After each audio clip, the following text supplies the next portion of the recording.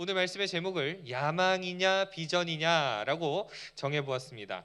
여러분, 예수 믿는 목적이 야망이 되면 되겠습니까? 그렇지 않죠? 우리의 예수 믿는 목적은 비전이 되어야 될 줄로 믿습니다. 그렇습니다. 예수님이 이 땅에 오신 목적에 대하여서 어떤 사람들은 오해하는 사람들이 있다라는 거죠. 그래서 예수님이 살던 시대에도 예수님이 왜 왔는지를 오해하는 사람들이 있고 또 지금도 있다라는 거죠. 하나님께서는 범죄한 아담을 향해서 그 즉시 죽이지 않았습니다. 여러분 잘 떠올려 보시면 너희가 이 선악과의 열매를 먹는 날에는 정녕 뭐한대요? 죽으리라. 하나님께서 하신 말씀은 그 즉시 즉사를 시켜야 했지만 무한한 하나님의 긍휼하심으로 죽이지 않고 죽음을 유예시킴으로 하나님의 사랑이 무엇인지를 깨닫게 하셨다라는 거죠. 그리고 그 인간들에게 영원한 속죄, 그러니까 영원한 용서를 주기 위해서 예수님을 이 땅에 보내주신 것입니다. 시대적인 배경을 보자면 이스라엘이 로마로부터 지배당하고 있던 그런 시점이죠. 그러니까 지배를 받는 상태에서는 다른 나라에 세금을 바치고 다른 나라 왕을 섬겨야 하고 온갖 불의한 일들을 당하면서도 항의조차 제대로 할 수 없었다라는 거죠. 여러분들이 잘 아시는 세리라는 직분을 떠올려 보시면 세리들이 하는 일들이 뭡니까? 세금을 걷어다가 로마에다 바치는 일을 하는 것이 바로 세리였다는 거죠. 그러니까 내가 돈을 내서 그 돈이 이 나라에 쓰여지는 것이 아니라 다른 나라에 바쳐지는 그런 불합리한 일들을 당하면서도 항의조차 할 수 없었다라는 거죠. 그런 시대에 예수님은 마치 혜성처럼 등장을 했다라는 것입니다. 그런데 그 혜성처럼 등장하신 예수님이 어떤 일들을 행했을까요? 갑자기 막 기적을 행하기 시작을 합니다. 병든 자를 막 고치기를 시작을 합니다. 갑자기 죽은 자가 막 살아나는 일들이 막 벌어집니다. 심지어는 무리를 걷는 일들도 발생되게 됩니다. 그러니까 예수님의 모습을 보면 얼마나 놀라웠겠습니까? 그러니까 수많은 사람들이 예수님을 쫓아다니고 그런 예수님을 따라다니는 무리들이 수없이 많았다는 것입니다. 이스라엘 사람들은 특별히 이전부터 어떤 게 있었냐면 메시아 사상이라는 것이 있었습니다. 우리를 로마로부터 독립시켜주고 다시 예전에 찬란했던 다윗 왕국의 번영을 회복시킬 위대한 대통령과 같은 그런 메시아를 꿈꿨다라는 거죠. 여러분 한번 떠올려 보시면 이들의 심정이 좀 이해가 될 것도 같습니다. 압제당하는 상황에서 기적을 베푸는 영웅 같은 존재가 존재했을 때, 저 사람 메시아구나. 저 사람만 있으면 아무 문제 없이 우리가 독립할 수 있겠구나. 이런 생각이 들지 않았을까요? 그런 예수님이 나타나니까 얼마나 기대가 컸을까요? 그런 예수님과 함께 다니는 제자들의 마음은 또 어땠을까요? 그들의 마음속에는 출세에 대한 야망이 얼마나 컸겠습니까? 오늘 본문의 이야기가 바로 그런 내용들입니다. 우리 35절의 말씀 이제 다시 한번 띄워주시면 35절 같이 한번 좀 읽어보실까요? 시작. 세베대의 아들 야고보와 요한이 주께 나와 여짜오되 선생님이여 무엇이든지 우리가 구하는 바를 우리에게 하여 주시기를 원하옵나이다 라고 말합니다.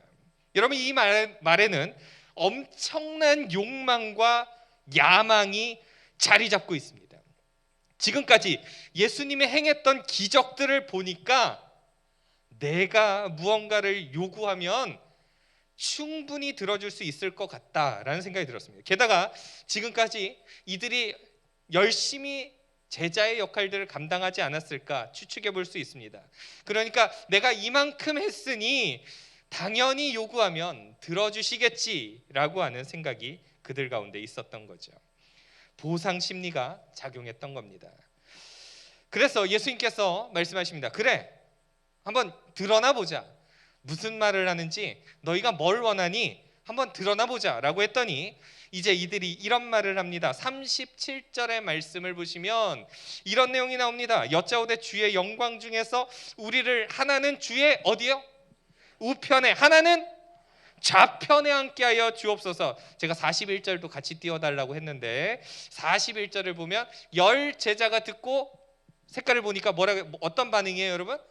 화를 내거늘 이렇게 되어 있습니다. 자, 이제 37절 다시 보여주시면, 이 말씀은 단순하게 천국에서의 좌우편이 아닙니다. 우리는 성경을 보고 있으니까, 우리는 하나님 나라를 아니까 천국에서의 좌우편인가 보다 라고 생각하실 수 있겠지만 그런 좌우편이 아닙니다. 예수님이 장차 로마의 지배로부터 독립시켜서 찬란한 다윗 왕국의 영광을 재현하고 이스라엘의 왕이 되면 그때 우리를 각각 그 옆자리에 앉게 해달라라고 하는 거죠. 그러니까 예수 믿어서 부자 되고, 예수 믿어서 성공하고, 예수 믿어서 문제가 해결되고자 하는 세상의 욕심이 그들 가운데 가득 차 있었다는 것입니다. 아무리 제자들이 예수님의 옆에 따라다녀도 무엇이 진짜 하나님의 뜻인지 전혀 깨닫지 못했다는 거죠.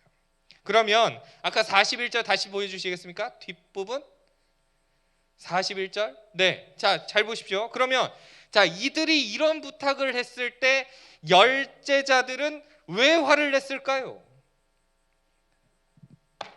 한 발 늦었다, 이겁니다 여러분. 다른 의도가 아니야. 벌써 한 발 늦었다. 내가 먼저 얘기해야 되는데, 내가 먼저 예수님 그 왕위에 오르시면 이쪽에 앉아야 되는데 늦었다. 그러니 여러분, 아닌 척했지만 사실은 다른 제자들도 이런 기대감을 가지고 있었기 때문에 화를 냈던 겁니다. 그때 예수님은 이런 말씀을 하십니다. 38절의 말씀이죠. 38절 우리 또 읽어보실까요? 시작. 예수께서 이르시되 너희는 너희가 구하는 것을 알지 못하는도다. 내가 마시는 잔을 너희가 마실 수 있으며 내가 받는 세례를 너희가 받을 수 있느냐라고 질문합니다. 너희가 구하는 것을 안돼요 모른대요 여러분? 모른다라고 기록합니다. 야, 너네가 지금 뭘 구했는지 알기나 하니? 내가 이 땅에 왜 온 줄 아니? 너희들 전혀 이해하지 못하고 있어 라고 말합니다. 나는 너희의 죄를 용서하기 위해서 6월절 어린 양 제물로 이 땅에 왔어. 이것을 암시하는 거죠. 내가 마시는 잔 뭐겠습니까? 십자가죠. 그 십자가 너희도 질 수 있니? 내가 받은 세례, 십자가에서 못 박히기 전에 사람들에게 채찍질 당하고 온갖 모욕 당하고 침뱉음 당하고 구타 세례 당하고 머리에 가시 면류관 쓰고, 너희들 그거 나랑 같이 받을 수 있겠니? 이 질문을 하시는 겁니다. 그러나 이들은 깨닫지 못했습니다. 그냥 출세에 눈이 멀어서 할 수 있다, 저는 할 수 있습니다 라고 말하고 있죠. 그런데 우리도 이런 생각을 할 수가 있다는 겁니다. 예수 믿으면 모든 일이 다 잘 되는 줄로 아는 거죠.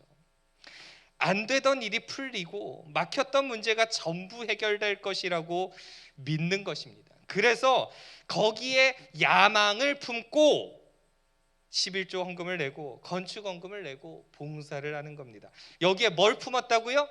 야망을 품고 세상적인 성공을 위해서 예수를 믿고, 세상적으로 잘 되는 것을 위해서 예수를 믿고, 세상 가운데서 부귀영화를 누리는 것을 위하여 예수를 믿고, 내가 어떤 사람들에게 이름이 날려지는 것을 위하여서 예수를 믿고, 자기의 야망을 위해서 그걸 얻어야 하기 때문에 11조를 하고, 그것을 얻어야 되기 때문에 건축원금을 내고 봉사를 하고, 내가 이만큼 했으니까 당연히 잘 풀리겠지라고 하는 그 야망의 심리가 있는 그런 것들을 우리가 생각해 보아야 합니다.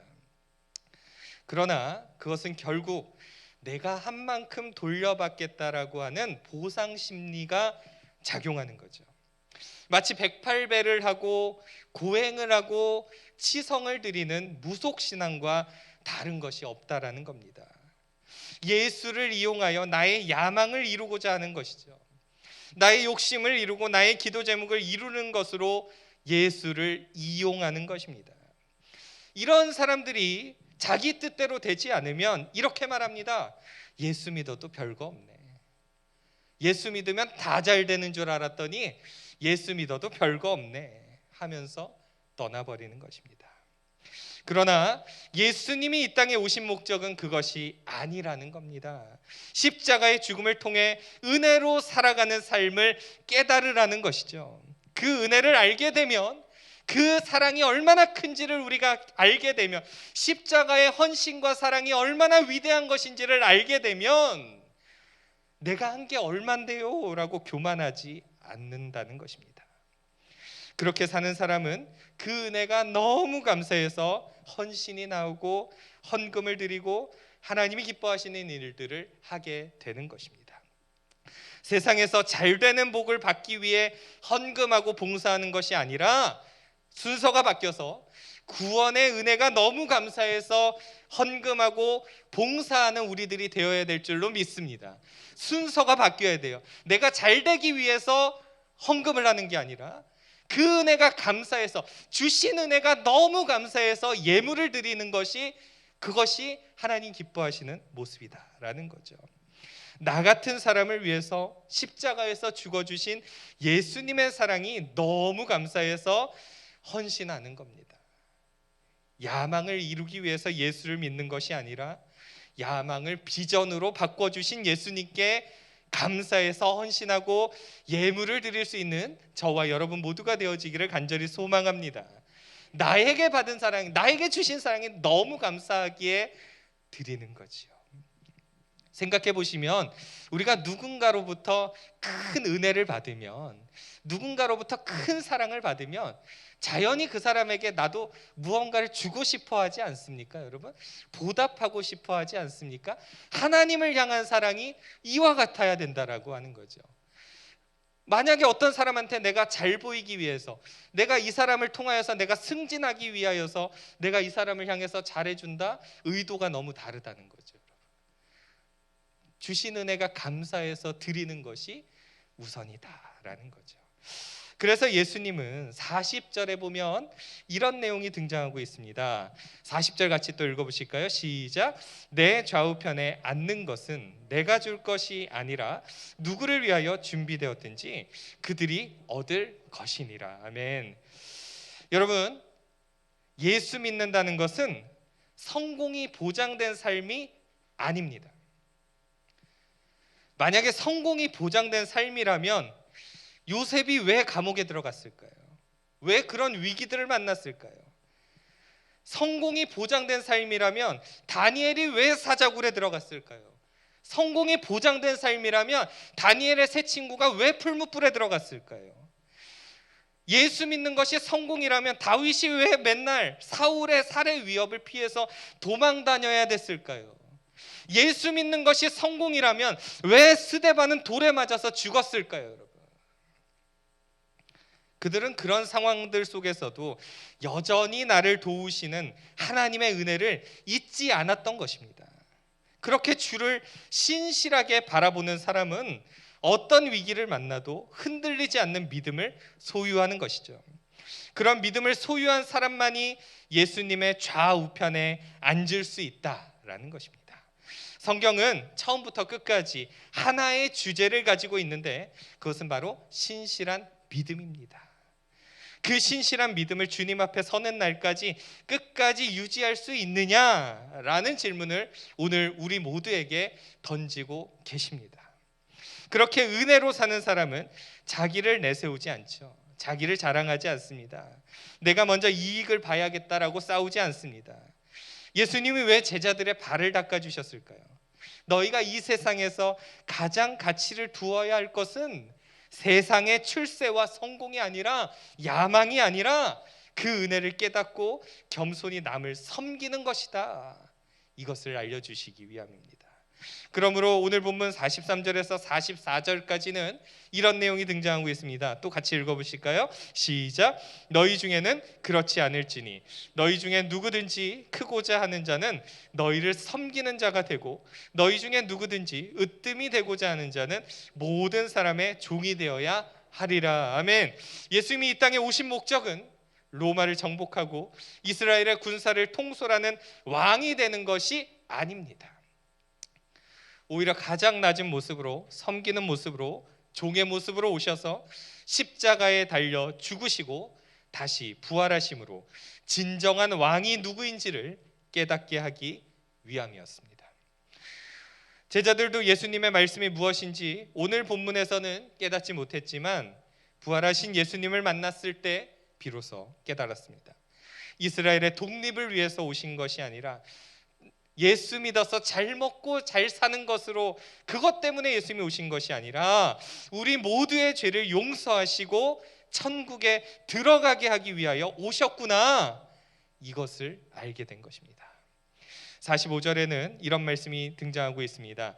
인자가 온 것은 섬김을 받으려 함이 아니라 도리어 섬기려 하고 자기 목숨을 많은 사람의 대속물로 주려 함이니라. 오늘 본문 마지막에서 예수님은 아주 명확하게 자신이 이 땅에 온 목적을 말씀하고 있습니다. 많은 사람들에게 섬김을 받으려 함이 아니라는 것입니다. 우리가 얼마나 섬김 받기를 참 좋아합니까? 예수 믿으면서도 대접받고 싶어 하죠. 조금만 대접받지 못한다 생각하면 서운하고 막 화를 냅니다. 그러나 예수님은 섬김 받으러 오신 것이 아니라 오히려 섬기러 왔다라고 말씀합니다. 게다가 자기 목숨을 많은 사람의 대속물로 주려 한다라는 거죠. 어느 누가 자기 목숨을 남을 위해서 줄 수 있습니까? 목숨이 여러 개라면 몰라도 그럴 사람은 거의 찾아보기 어렵습니다. 그런데 예수님이 그 일을 하기 위해서 오셨다는 거죠. 그 예수님은 그렇게 자기가 이 땅에 오신 목적을 결국 이루셨고 십자가에서 죽으셨습니다. 그것을 깨달은 오늘 본문 속 요한과 야고보는 마지막 그들의 죽음이 이러했습니다. 요한은 반모섬에 갇혀서 요한계시록을 쓰다가 죽게 됩니다. 유배를 당해서요. 야고보는 예루살렘에서 헤롯 아그리파 왕에 의해서 칼에 목이 베어서 죽임을 당하게 됩니다. 예수님이 이 땅에 오신 진짜 목적을 깨닫게 되니까 기꺼이 목숨을 주를 위해서 바칠 수 있게 된 것입니다. 세상의 출세와 성공을 바라봤던 이들이 예수님이 진짜 오신 목적을 깨닫자마자 순교와 유배를 당하면서도 끝까지 예수님을 붙잡는 비전의 삶을 살았다라는 것을 우리는 보게 됩니다. 말씀을 정리합니다. 예수를 믿는다는 것은 출세와 성공이 아닙니다. 기도하는 것마다 전부 이루어지는 것이 아닙니다. 오히려 요한복음 16장 33절의 말씀을 봤더니 이런 내용이 있습니다. 우리 같이 한번 읽어보실까요? 시작. 세상에서는 너희가 환난을 당하나 담대하라, 내가 세상을 이기었노라. 할렐루야. 그렇습니다. 우리는 세상 가운데 살면서 모든 일들이 만사형통하지는 않습니다. 우리는 세상 가운데 환난을 당하기도 합니다. 그러나 그러할 때 담대하게 믿음을 지켜내는 삶을 주님이 기뻐하실 줄로 믿습니다. 예수님이 먼저 환난을 당하면서 본을 보였습니다. 내가 많은 사람들을 위해서 대속물이 되어서 죽은 것처럼 너희도 이와 같은 삶을 살라라고 우리에게 말씀하십니다. 여러분, 우리는 예수님처럼 살고 계십니까? 낮아지고 있습니까? 누군가를 위해서 생명을 줄 수 있을 만큼 용서하고 또 사랑하고 있습니까? 그렇게 우리는 비전의 삶을 살아가고 있습니까? 비록 이 땅에서 가난하게 살지라도 하나님의 영광을 위해 비전을 품고 살아가고 있다라면 우리는 하나님의 기쁨 가운데 있는 줄로 믿습니다. 우리의 호흡이 닿는 그날까지 예수님이 이 땅에 오신 목적을 기억하고 예수를 믿는 목적이 내 꿈을 이루고 내가 잘되고 내가 성공하는 야망이 아니라 하나님의 꿈을 이루어드리고 하나님이 기뻐하시는 길을 걸어가고 하나님을 따라서 믿음의 길, 정말 주님이 함께 동행하시는 기쁨의 길을 함께 걸어갈 수 있는 저와 여러분들 모두가 되어지기를 간절히 소망합니다. 기도하겠습니다.